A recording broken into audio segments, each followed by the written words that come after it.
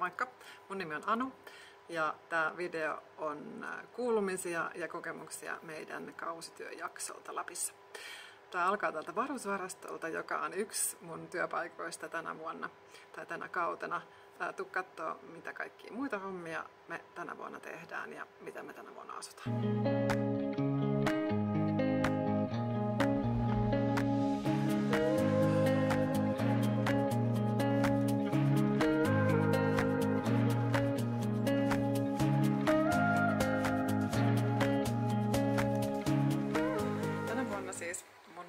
Titteli tai työsopimus on tehty matkailutyöntekijä nimellä, joka tarkoittaa sitä niin kuin mun mielestä kaikista mukavinta asiaa, eli saa tehdä tosi vaihtelevia töitä.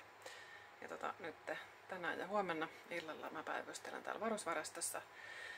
Yksi ryhmä on lähdössä, ne palauttaa kamoja ja seuraavat on tulossa, eli tää on mulle tänään vielä vähän uutta, mä oon vähän jänskättää. Noin on helppo laittaa pyykkiin noita palautettavia tavaroita, jokainen turisti saa kengät ja haalarin ja kypärämyssyn, villasukat ja tämmöistä hanskan sisävuorin ja sitten hanskat. Joo.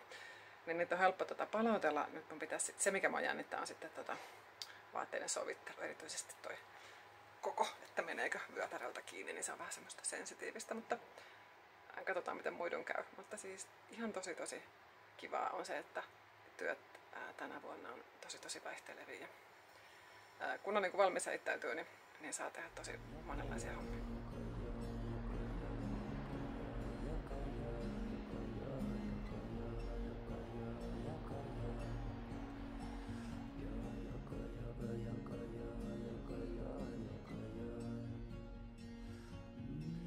Mä oon mun 3. talvea kausitöissä Lapissa. Ja tää on ensimmäinen talvi, kun mun puoliso on mukana, eli me ollaan nyt kausitöissä kahdestaan.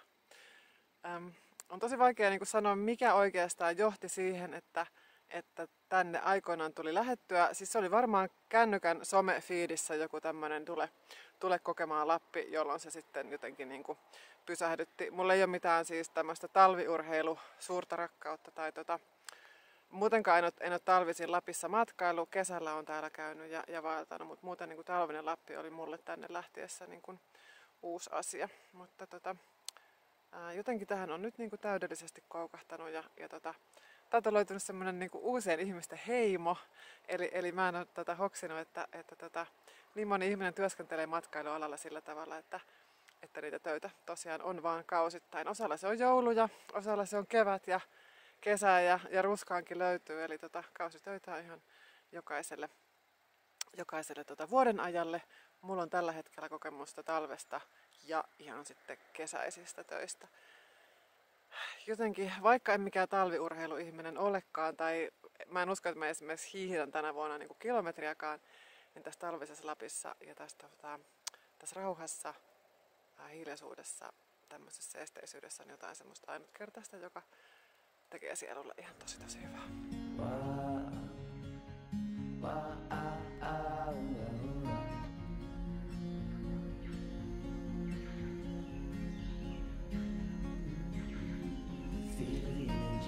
Father, energy of your mother, feel the energy of your sister, energy of your brother, feel the energy in your heart, energy in your soul, energy in your bones, and let your mind experience. Kausitöissä asumisesta sovitaan yleensä osana sitä työsuhdetta ja työnantaja siis jollakin tavalla järjestää myös asumisen joko siellä työpaikan läheisyydessä tai sitten samalla paikkakunnalla, vaikka välivuokraten tai alivuokraten sitten jotakin muunlaisia asuntoja. Noissa isommissa matkailukohteissa asutaan aika ahtaasti siksi, että siinä asumiskapasiteetti on aina vähän liian vähän ja työntekijöitä vaaditaan huippusesonkin paljon. Siellä saattaa joutua jakamaan makuuhuoneen. Mun oma asumiskriteeri on aina ollut jokaisella reissulla se, että mä haluan oman makkarin. Ja näistä siis toki sovitaan osana sitä työsuhdetta, että ei kukaan yllätyksenä joudu yhtäkkiä töihin jo tultuaan toteamaan, että apua, tänne tuleekin joku toinen mun kanssa samaan makuuhuoneeseen, vaan näistä asioista sovitaan osana sitä työsuhdetta. Joo. Niin mulla on yhteisasumisesta pelkästään positiivisia kokemuksia. Joku toki haluaa ihan kokonaan oman asunnonkin. Mulla on ollut tärkeää se, että kausitöistä jää myös rahaa säästöön. Eli haluan pitää asumiskustannukset vaatimattomina ja tästä syystä asun yhteisasumisessa mielelläni. Ja mulla on jotenkin hirveän niin kuin lämpimiä ja mukavia ja semmoisia antoisia muistoja näistä yhteisasumisista. Mä oon tavannut mielenkiintoisia uusia ihmisiä, saanut uusia ystäviä ja kaikki on kuitenkin saman työnantajan palveluksessa aikuisia työssä käyviä ihmisiä, niin semmoiset nuoruuden kauhusolumuistot, mitä jotkut niinku ehkä viljelee silloin, kun yhteisasumisesta puhutaan, niin ei mun mielestä ole osa tätä tämmöistä elämää. Vaikka täällä asutaan yhdessä, niin jokainen elelee kuitenkin siinä asunnossa niin kuin rauhassa ja omissa oloissaan. Naapuriapua saa aina kun sitä pyytää, mutta silti on semmoista niin kuin jokaisen omaa rauhaa niin kuin aina kunnioitetaan ja saa olla niin kuin itsekseen rauhassa.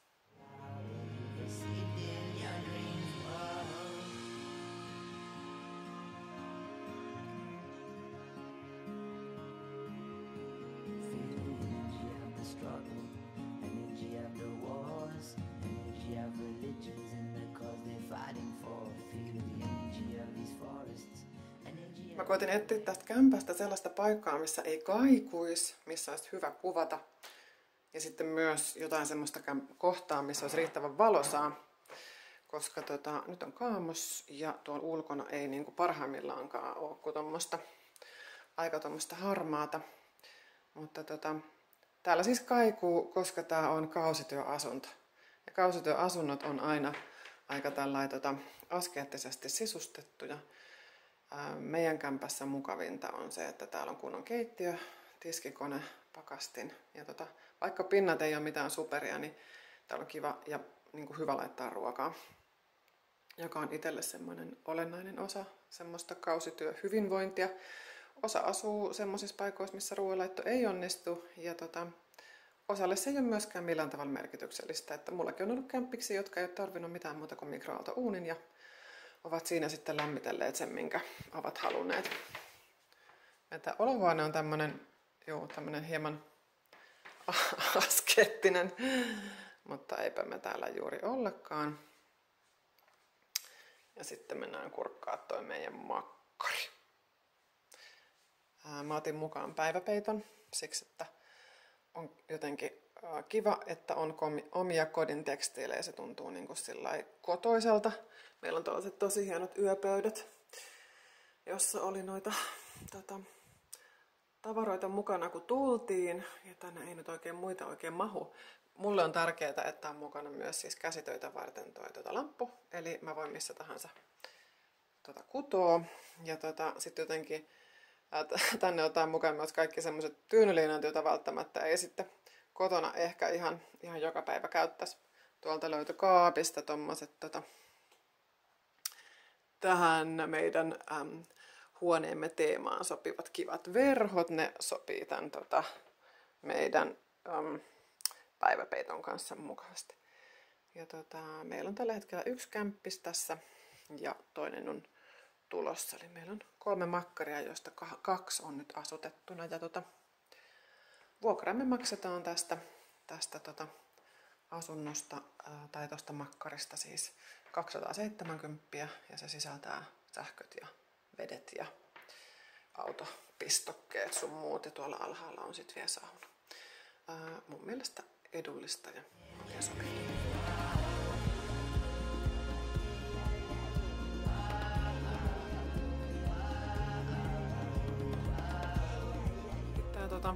Semmoinen ihana niukkuus tekee täällä Lapissa itselle hyvää. Varmaan näillä voisi elää niin kuin missä tahansa, mutta jotenkin tänne kun lähtee, niin tämä jotenkin muotoutuu luonnostaan. Eli tässä on meidän ainut vaatekaappi. Mulla on noin 3 ylälaatikkoa tuolta. Eli tossa on mun siellä on ylhäällä paitahylly, sitten on housuhylly. Ja sitten on vaatehylly, alusvaatehylly ja housuhylly. 3 hyllyä. Sama juttu Babesille. Tuolla on jotain muuta tavaraa, mutta tuossa on Babesin paitahylly, housuhylly ja alusvaatehylly. Ja vitsi kun niin kuitenkin elämässä pärjäisikin tällainen. Eikä olisi mitään syytä, miksei pärjäisi, mutta tänne tätä on niin hyvä tulla nauttimaan tämmöisestä niukkuudesta.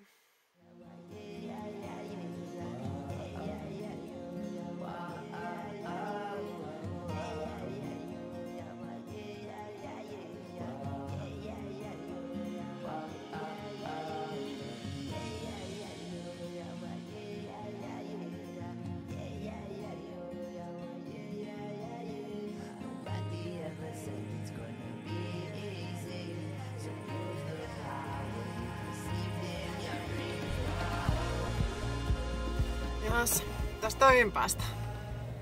Kehtaisitteko väistää? Please? Onpas sulla hassut sarvet. Toinen me nyt ollaan jotenkin linttaa. Kehtaisitko nyt antaa mulle tietä? Sopisko? Joo, kiitos. Ja tässä kavereita täällä on. No elää tulee alle. Joo, kiva. Oho. No voi hele. Hello. Toi valkoinen ei kyllä näy siis sitten niinku pimeällä kyllä yhtään. No voitko nyt mennä? Siis tyyppi on niinku ihan nyt. Joo. Kiva. Joo, I'm sorry. Tästä pitäisi niinku ajella. Joo, sorry.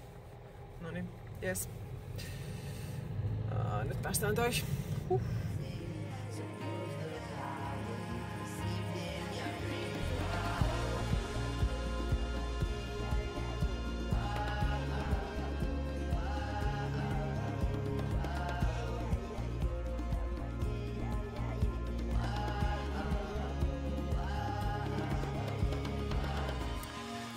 Tiskiin tämmöiseen päivävuoroon ja sielläpä ei paljon kuvailla. Se on mä en ole ikinä ollut missään niin semmoisessa intensiivisessä työssä, missä sulle ei niinku jotenkin mutta koko ajan niinku pelata sitä pikkasen niinku eteenpäin sitä hommaa, koska muuten niinku kaikkien muiden työt ei suju. Ja siinä ei ole niinku minuuttiikaan semmoista, että kaivanpa kameran esiin ja vähän tässä selostan, että erittäin hektistä työtä, mutta siis jotenkin tosi mukavaa ja palkitsevaa. Siinä tietää tasan mitä tehdään ja mihin keskittyä. Ja siihen kun menee, niin siihen sit uppoutuu. Ja joo, omasta pyynnöstäni siis teen myös tiskivuoroja ja tykkään kovasti. Ihan hiljasta on. Ei ole mitään nyt tässä työn ollut. Odotellaan, koska tuolta kohta rupeisi korit täyttämään.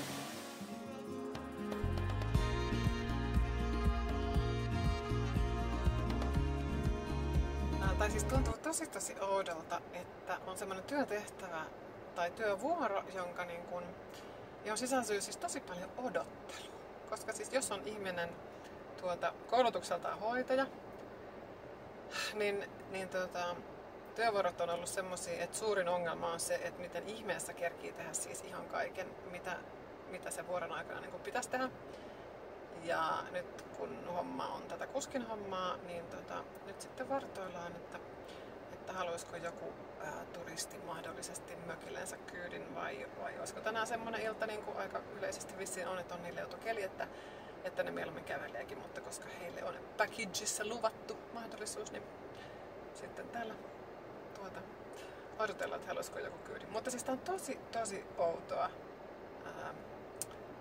istuskella ja odottaa, että olisiko töitä. Mieluummin melkein ottaa ne paniikkivuorot, missä on niinku hirveä kiire tuolla tiskissä tai jossain muissa kuskauksissa.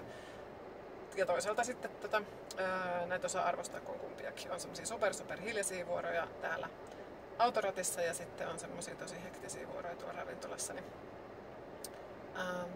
balanssi on silloin hyvä. Hyvä kombinaisuus, kuten murulaiseni tätä asiaa voisi kutsua. Nyt on nallet ja hirvet ja haskit täällä järjestyksessä ja tontutkin on täällä valmiina.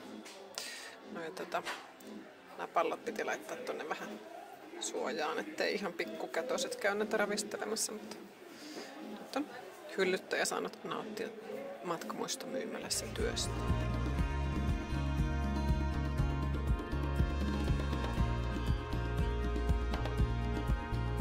Mulla ei ole ollut ehkä ikinä kuulempi olo kuin moottorikelkalla ajaessa. Pelkään näitä poroja täällä. Tää näkyy takaperässä. Täällä on semmonen valkoinen, jota ei millään erota varsinkaan hämärässä, niin sen päälle helposti ajaa, mutta tai siis helposti. Aina mä ajan sen päälle, no en oo ajanut, mutta se vähän peljästyy. Mutta siis joo, täällä siis kasuaalisti täällä lounastoimituksia tämmöisellä vehkeellä ja poroja väistellään.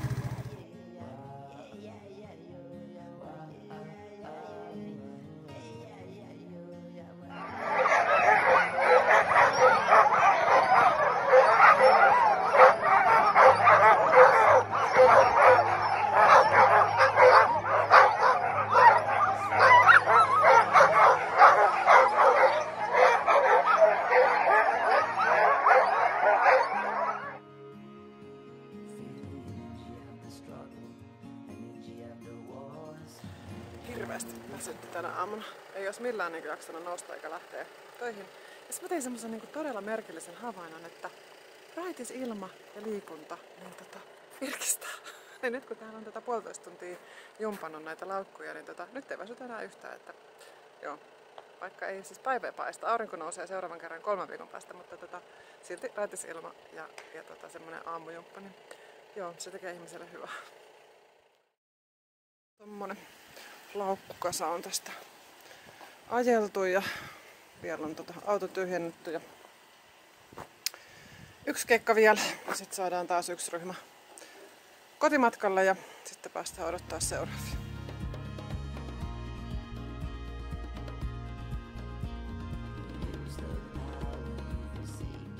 Me ollaan siis tällaisella kotietsintäreissulla täällä koulun tiloissa etsimässä vähän lisää mööpeleitä tonne meidän lukaaliin. Jotenkin tää kyllä soittaa kaikkia lapsuuskelloja. Tää Babes löysi tuolta henkareita. Ja tää on musta aika siis spooky. Niinku tää. Tänne voisi tulla keittelee, jos haluaisi. Mutta tuosta olisi mökillä hieno kesäkeittiön. Mutta joo, kaikenlaista. Tämmönen vanha autiokoulu pitää sisällä. Siis tää on niin kuumottava paikka. Babes löyti täältä Köksän luokan. Oha, meillä ei ole mitään oikein kunnon noita. Mä haluan ton pelin. Voidaan pelata sitä. Pelata sitä. Otetaan siis pikkulautasia ja mitäs muuta täältä löytyisi? Ota kaikki tonnin setelit mukaan mieluiten. Lankaa, kato! Oi! Missä täällä on Kässän luokka? Nyt etsitään.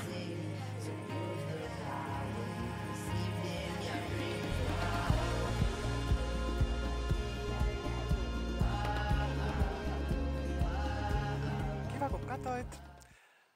Kausityö on mulle semmonen jotenkin sydämen asia, tää niinku elämäntapa ja semmonen vapaus ja semmonen hyvinvointikin, mitä tää elämään tuo ja semmoiset niinku itseä muuttavat ja avartavat kokemukset on mun mielestä ollut tosi mahtavia. Kaikissa on toki niinku hyviä puolia ja huonoja puolia ja mikään ratkaisu elämässä ei ole semmoinen niinku pelkästään positiivinen tai autuutta tuova, enkä sitä tietenkään väitäkään, mutta silti tää on jotenkin semmoinen mun niinku, en mä nyt voi sanoa ehkä rakkaus, mutta semmonen suuri ilo elämässä. Jos sulla on mitään kysyttävää kausityöstä, laita mulle viestiä, mun yhteystiedot on tuossa tämän videon lopussa. Moikka!